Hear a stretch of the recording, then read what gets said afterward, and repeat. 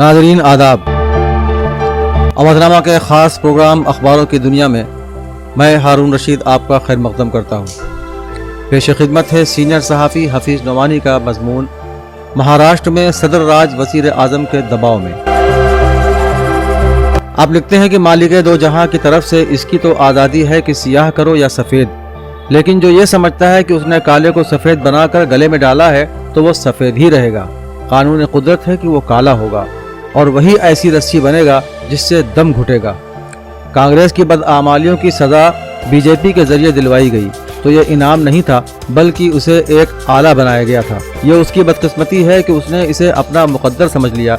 इंतहा यह है कि कर्नाटक में हुकूमत बनाने में 8 मेंबर कम रह गए, मगर जश्न मनाया जाने लगा। अपने मातहत गवर्नर को हुक्म दे दिया कि 8 की कमी को न देखो, हम जिसके सर पर ताज रखने को कहें रख दो। इसी कर्नाटक में इसी गवर्नर के हाथों ऐसी जिल्लत हुई कि मुंह दिखाने के काबिल नहीं रहे, लेकिन साजिश से बाज नहीं आए और ऐसी साजिश की जो शायद 72 साल में किसी ने न की होगी, न सोची होगी कि बजाय कांग्रेस के मेंबरों को खरीद कर अपनी पार्टी में शामिल करने के, कांग्रेस के 17 मेंबरों को उसकी मुंह मांगी कीमत दी कि तुम कांग्रेस की रुकनियत से इस्तीफा दे दो और जब हुकूमत अक़लियत में आ जाएगी तो हम हुकूमत बना लेंगे और किसी न किसी तरकीब से तुमको मिला लेंगे।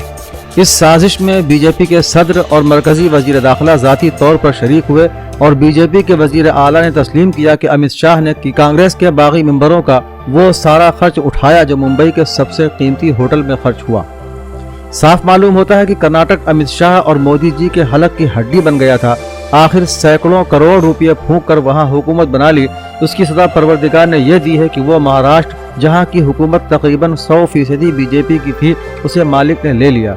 और अब वही अमित शाह जो महाराष्ट्र का हर फैसला कर रहे थे, आज रो रो कर कह रहे हैं कि महाराष्ट्र में गवर्नर राज का सबसे ज्यादा नुकसान बीजेपी को हुआ है। हम नहीं कहते कि असलियत क्या है, लेकिन ठाकरे कह रहे हैं कि हमने पहले ही कह दिया था कि सीटें जिसकी जितनी आए, इक़्तिदार में 50% हमारा हिस्सा होगा, यानी 2.5 साल शिवसेना का वजीर आला होगा और 2.5 साल बीजेपी का। और ये बात हम जानते हैं कि अगर उन्होंने उस वक्त मंजूर कर लिया होगा तो बस दिल बहलाने को, वरना मोदी और शाह अपने इक़्तिदार में किसी को शरीक कर लें, सवाल ही नहीं होता।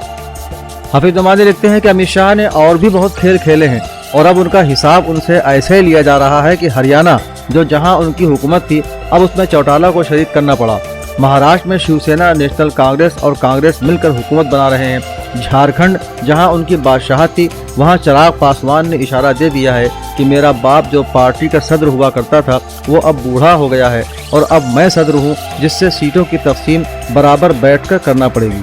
उसके बाद कर्नाटक की उन 15 सीटों पर इलेक्शन होगा जिन्होंने मुंह मांगे पैसे लेकर इस्तीफा देकर बीजेपी की हुकूमत बनवा दी थी। अब वो सब बीजेपी के टिकट से इलेक्शन लड़ेंगे और हम कर्नाटक जैसे होशमंद सूबे के तालीम याफ्ता वोटरों से हरगिज ये तवक्को नहीं करेंगे कि वो ऐसे बागियों को वोट देंगे जो एक बार एमएलए बन चुके, फिर उसके बाद करोड़ों रुपये लेकर इस्तीफा दे दिया, अब फिर उसी हराम के रुपए के बल पर लड़ रहे हैं और कुछ खबर नहीं कि फिर किसके कहने से कब कितने रुपए लेकर कोई और कलाबाजी खाएं। ये बात तो हमारा दिल कह रहा है कि उन सब की जमानत कर्नाटक के जियाले जब्त करा देंगे। ये इसलिए भी ज़रूरी है कि ये खेल फिर कर्नाटक से बाहर किसी दूसरी रियासत में न खेला जाए। जहाँ तक शिवसेना का ताल्लुक है, उसके बारे में ये सोचना भी गलत है कि किसी सेकुलर महाज का उसे हिस्सा बनाया जा सकता है, लेकिन दुश्मन का दुश्मन दोस्त होता है।